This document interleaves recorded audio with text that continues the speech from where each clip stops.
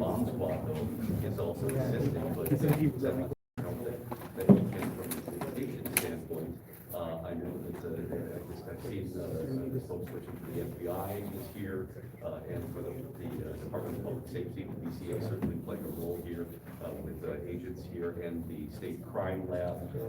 We've got again FBI agents, a handful of them, don't have an exact number, that are here assisting in the investigation and assisting obviously with investigating the explosive devices here. They have a knowledge of those and then determining if there's a role going forward for the FBI, depending on motive here, plays a big role in they continue to do that. Scheduled to speak here though at this news conference for sure is the police chief of Buffalo, the sheriff of Wright County, and the address the media again, many of these other agencies on hand as well to listen in, to assist, to inform as best they can. Certainly, again, so many different elements showing up to take part in this because it's a pretty wide-ranging investigation here into what's occurred. Again, now 10, 12 minutes away from this news conference, so very soon, hopefully, shed a little bit more light on all of this. Back to you.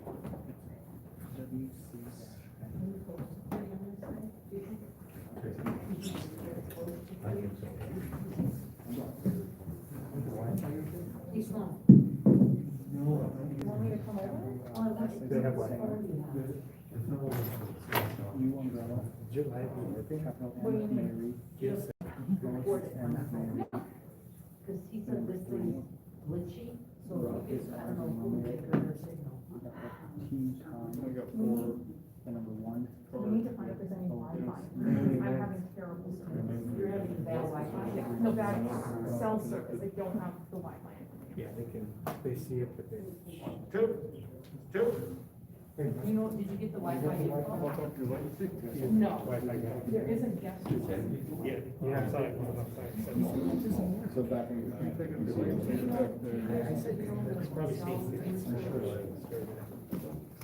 It's probably I was supposed to call him. Oh, you're up.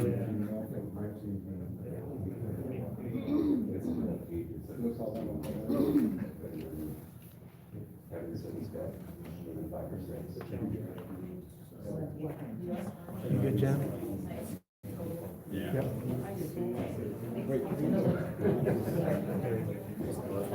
Alright, so we're getting ready to start here pretty soon. How is the signal? Can you leave a 1 in the chat if we have a good feed? We're having data issues in here with everybody.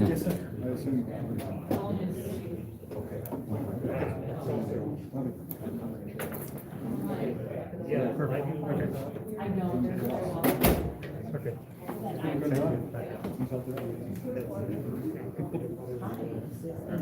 All right, good.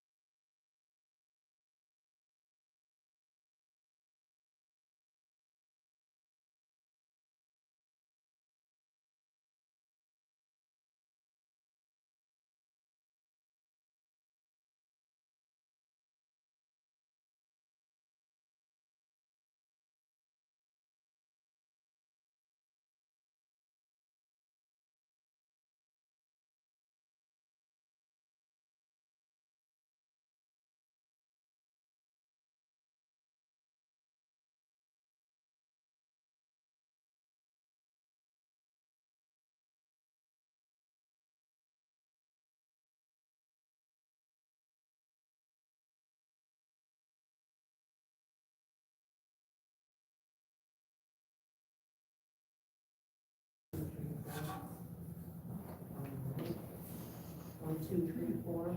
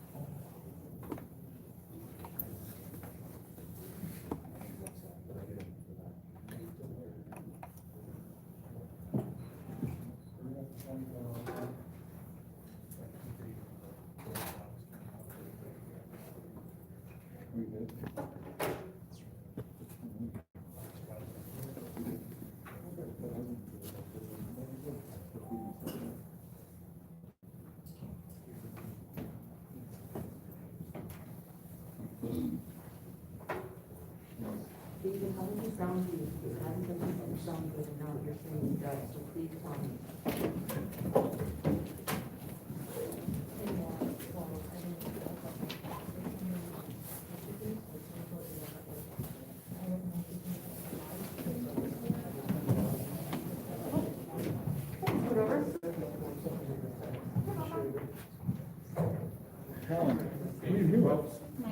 About 5 minutes, we expect an on-time start. So it'll be a 3 o'clock start, obviously. We expect to get going on time, so about 4 minutes. And I'll give you a 30-second notice before they come up.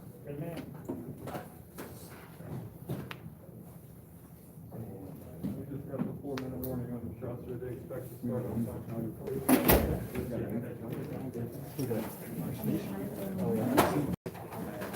He's here.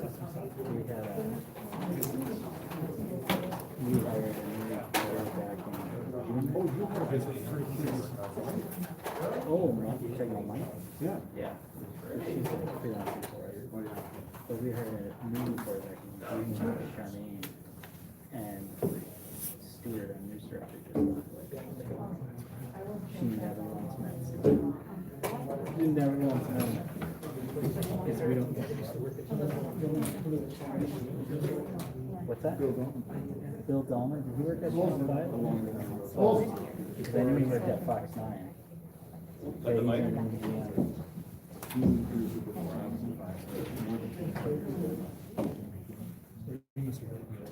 Was he there?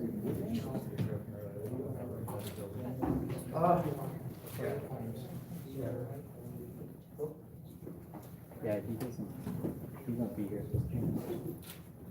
Got a lot of stuff to button up again. He's in Seattle now?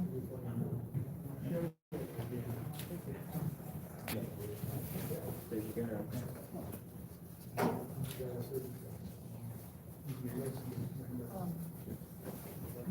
He's married to Oliver.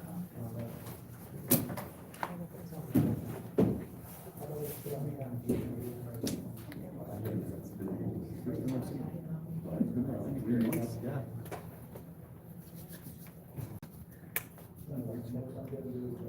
You go to this, you're still kind of going to the station, right?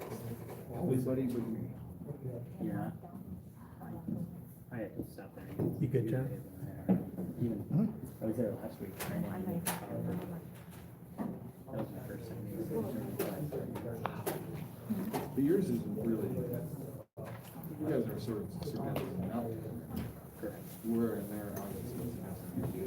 Yeah, we all have cars here at home. We were working in teams for a really long time now. We're loosening up that a little bit, but. Is it live you going? Wi-Fi. Yeah. And I do feel for the ones that do. Guy was a godsend. It's just, there's no cell in here, compared to here.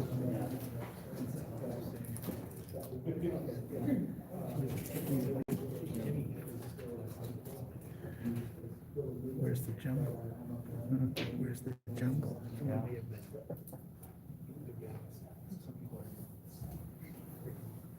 Hey, how's it? You checking? ringing him. Okay, they'll be out in about 30 seconds.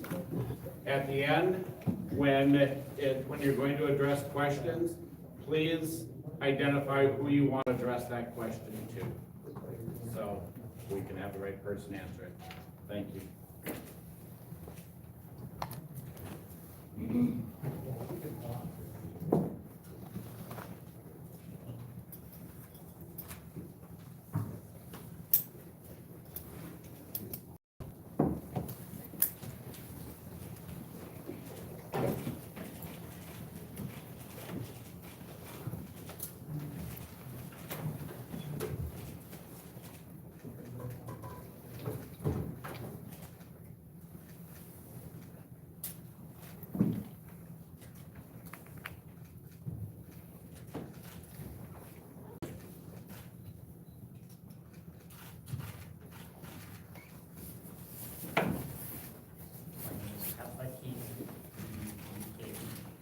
And I am police chief for the City of Police Department.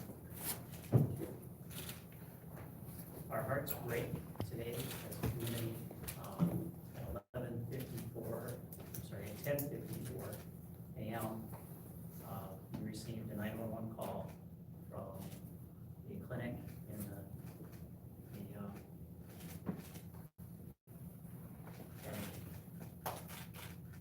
the 700 block Crossroads Campus Drive. The report was that shots had been fired. Officers responded. Those officers immediately were given information that the shooter that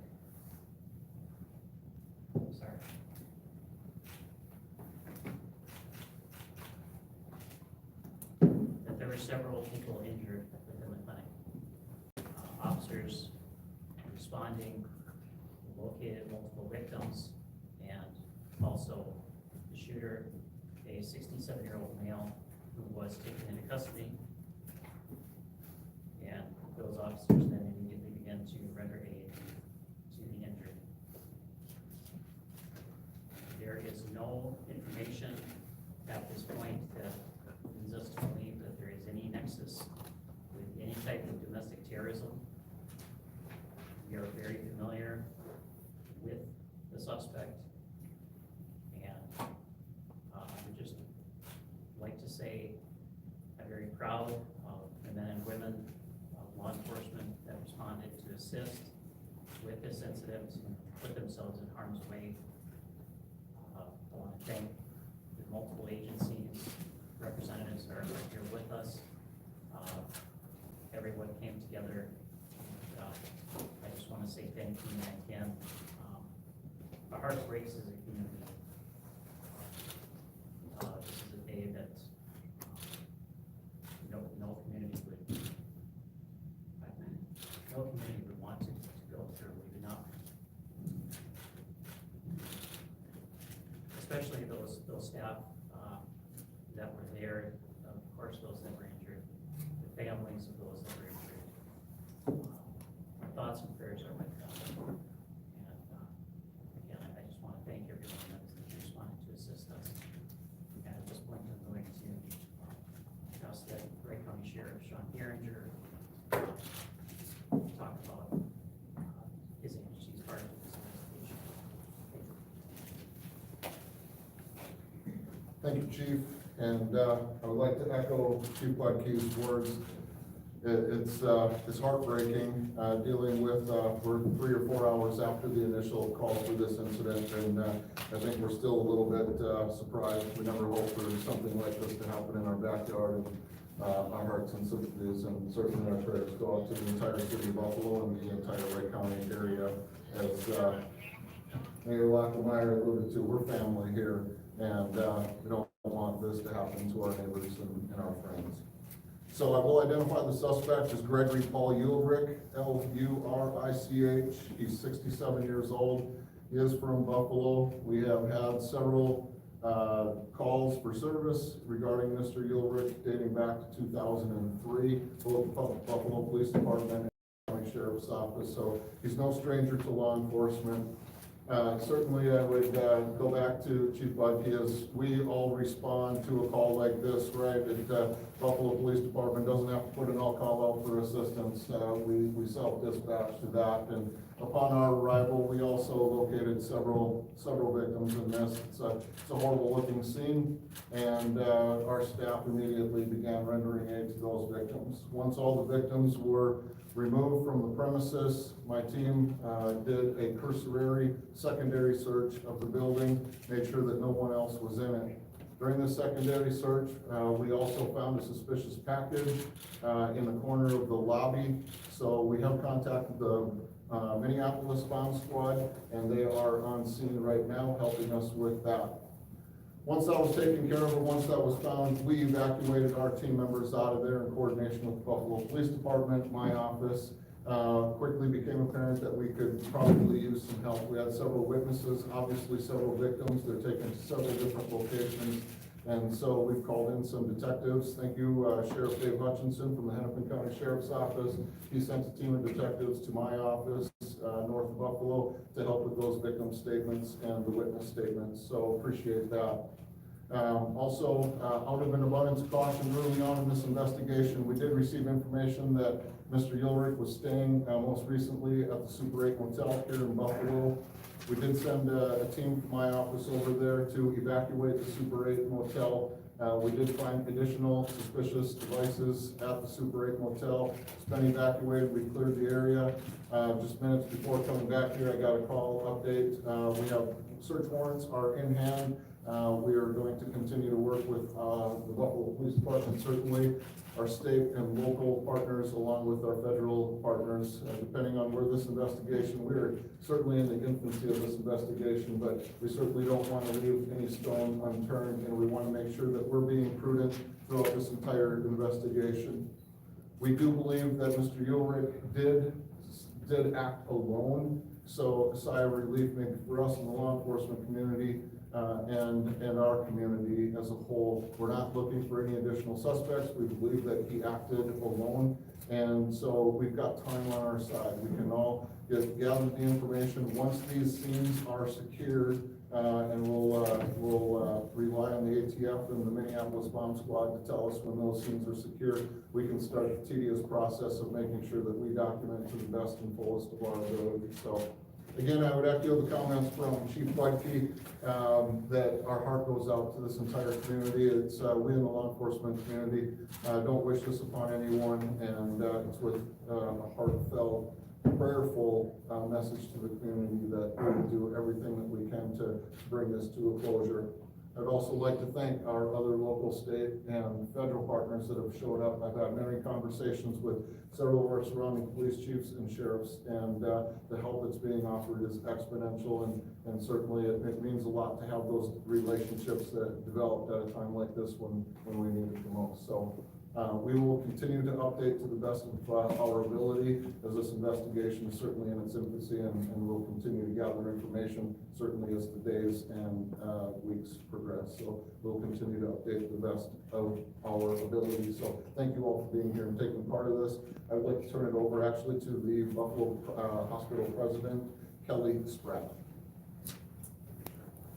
Thank you, Sheriff. Good afternoon, everyone. My name is Kelly Stratton, S-T-R-A-T-T, and I am the president of for Alina Health Buffalo Hospital. Let me just start by saying our prayers and our thoughts are with our staff and with the patients that we serve out here in this greater community and for the greater community of Buffalo. This obviously is a very challenging day for us out here and across the Alina Health family. And I want to emphasize family. I know the sheriff and the police chief just mentioned that is the way we look at this overarching community. So our hearts break again for the family, the patients that trust us with their care, and for the greater community. We had a total of 5 patients that were transported from the clinic, 4 of which went to North Memorial, was the ultimate destination, 1 in Hennepin County Medical Center. 2 of them were initially transported to Buffalo Hospital. The other 3 left directly from the scene to those metro hospitals, being their level 1 trauma center. You know, at this point, I do not have the most up-to-date information on the patient's conditions. And again, our thoughts and our prayers go out to them and their families and to our staff across the Alina Health System. So with that, I'll turn it over to Mayor Terry. Thank you. Thank you, Kelly. My name's Terry Lockemeyer, last name spelled Lachermeier. I'm the mayor of the city of Buffalo. And this is our family. These people were working together to make sure our community feels safe right now, that our community in Alina feels safe. Our hearts and prayers go out to the staff and the victims. And I just want to say, you guys, we're going to make it through this. It's going to be difficult. This doesn't happen in Buffalo, Minnesota, right? But we got to be there for these people that are needing us. We got to reach out, and you know, in this time of COVID, where you can't physically hug someone, we need to reach out by phone and make sure everybody's okay, because it's a stressful time. So reach out, check on people, make sure they're okay, because in the bottom line, it's mental health that we're suffering from, and we have to make sure we're taking care of those people who are in need of our help. I want to thank everyone for being here. Again, my hearts and prayers go out to our community as well as the victims and the staff at Alina. I thank you all for coming, and I'm going to open it up to questions at this time. When you said the 5 patients that were taken to the hospital, one of, I guess you and Kelly addressed that, 5 patients that were taken to the hospital, were they patients at the clinic, or were they nurses as staff at Alina? Yeah, at this point, because this is an active investigation, we're just not prepared to clarify that at this point in time. So there was 5 patients. 5 were transported ultimately to Florida North Memorial, and 1 that had the contract. But at this time, no one has passed away. Again, at this point in time, I'm not prepared and I don't have the latest conditions on the report. Did the shooter say anything before shooting his weapon? I'm gonna turn that over to law enforcement here. I'm sorry, could you repeat the question? Did the shooter say anything, speak anything to people in the clinic before opening fire? Again, it's very early in the investigation. There's a lot of information to be sifted through. I don't know at this point any comments directly made by the shooter to anyone in the clinic. Did you say what his motive is? Did you speak to that at all? Not a nexus of domestic terrorism, what is it? The history that we have with this individual makes it most likely that his incident was targeted at that facility or at someone within that facility. We're working now, as has been said, to make sure that we throw a net over anything remaining. We want to retrace his last hours and determine where he was. But at this point, because of the contact that we have had with him and his familiarity and a history of conflict, that's where we base the belief that this wasn't isolated and only directed at that facility or people within that facility. Chief, can you talk a little bit more about, that, Chief? It's Jessica Miles of Channel 5. Because it sounds like the other clinic in town too was familiar with this guy, and they had a mug of him and they knew who he was. Correct. He has lived in this community for quite a long time and has had contact with healthcare within the community during that time. None of the information that we have, again, it's early on in the investigation, but none of the information that we have from our past contact with him would indicate that he was unhappy with or would direct his anger at anyone other than people within the facilities where he had been treated or where they had attempted to give treatment. Was there a doctor in particular that he was focusing on, that he went in there to? Again, at this point, it's early on in the investigation, and so that's not something.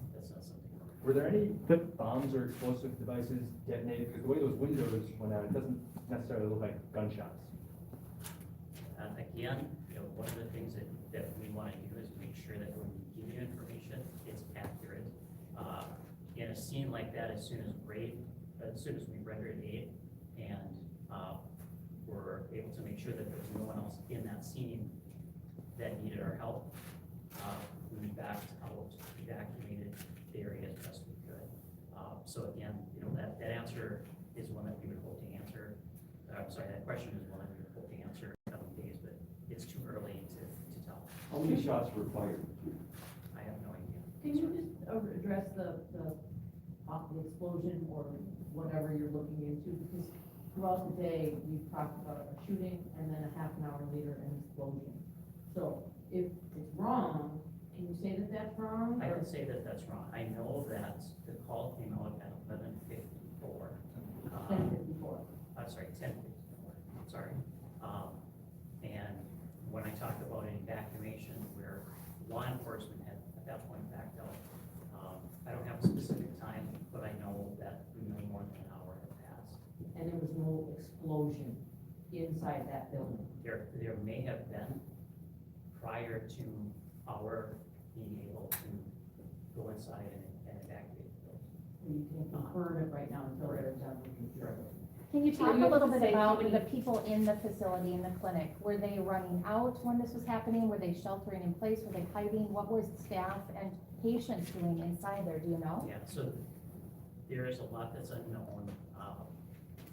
All of the people in the building, that we were able to speak with, we have spoken with, but that information again has to be, part of the total investigation. You know, in terms of people running out or what the reaction was, I know that Alina has a very comprehensive, training response plan for things like this, as a facility. And so I would guess, and it would be a guess, that there was a combination of responses by people, whether they were sheltering in place or trying to exit. Sorry, I didn't mean to interrupt. Can you talk a little bit about those other explosives that were found at or those suspicious devices that were found at the motel? Were those, do you know what the intended target of those were? Do you know? Yeah, and we don't know or can confirm what those devices were, or really anything about what the intention behind those devices might have been until we're able to meet the investigation. Were they similar to the one that was found at the clinic? I'm sorry? Were they similar in nature to the device that was found at the I'm sorry, clinic? I don't know that. Are you able to say more about the previous encounters with him and this kind of tying in with healthcare workers going back to 2003? How many times? What were the kind of demeanor, I guess, of those encounters? I don't have specifics as far as the number of contacts, that negative contacts or positive contacts that he would have had with healthcare workers. All I can say is that it's a history that spans several years, and there certainly is a history of him being unhappy with healthcare, with the healthcare that he received. There's also, within that history, nothing to indicate that that we would have been in the situation that we are at today. Chief, 2 questions left. John, hold on here. Chief, does he have a criminal record, number one, and then can you tell us a little bit more about him? Does he have a job in town? Does he have? Again, we're early on in the investigation, and I don't want to speak about where. Well, those wouldn't be, I'm sorry, those wouldn't be, I mean, his criminal record, that's. He answered your question. Okay, John. Can you confirm or not if this is connected to the Alina CEO's daughter being found dead in Iowa? There would be nothing to indicate that. Can you say who actually made the arrest of the suspect at the clinic? Was the suspect arrested at the clinic? Correct. And did he make a 911? Did he also make a 911 call? I don't know that at this time. Can you give us details on the weapons you found? No, One gun, more than one gun, long gun? not prepared to share that. The sheriff has something that he would like to add. Apparently, I was speaking a little quick when I was spelling the suspect's last name, but it's Gregory Paul Ulrich, U as in Union, L-R-I-C-H.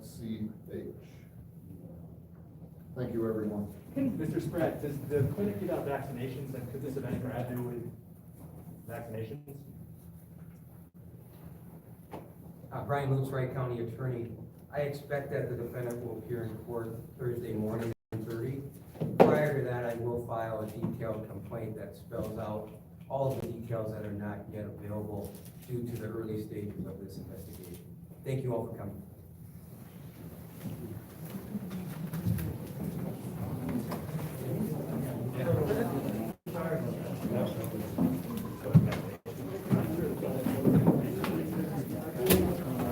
Alright guys, as you can hear, that was a press conference. I did shoot some video on the other phone, should be a little bit more clear. Thanks for everyone for tuning in. We're going to dig into this one a little bit more. I believe that clinic does ban dangerous weapons. Thanks everyone for tuning in. Minnesota News Now out.